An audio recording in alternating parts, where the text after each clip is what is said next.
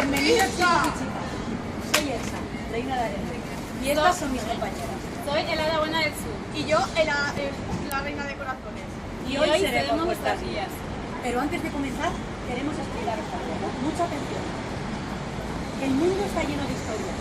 Y todas esas historias están aquí, en el libro de la vida.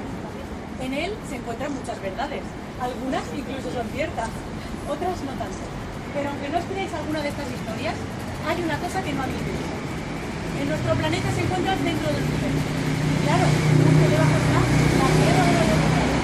Un lugar más. Permitid, para celebrar que estamos hoy aquí, os guiaremos por algunos rincones del reino donde habitan personajes a los que todos conocemos, pero no recordamos con tanto cariño como deberíamos.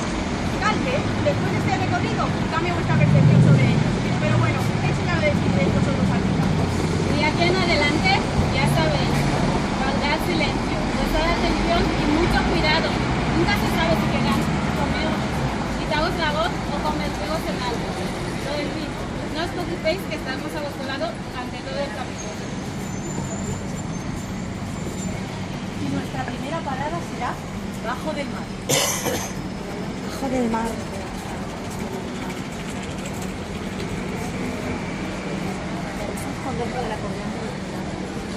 Mandi, saps pot? Y avisas, mira, a Caro que ya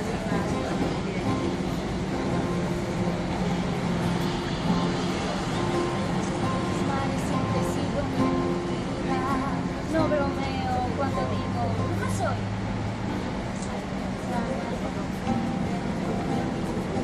No me gusta la idea, soy poderosa en el mar y soy la más malvada, sin mi magia no hacéis nada.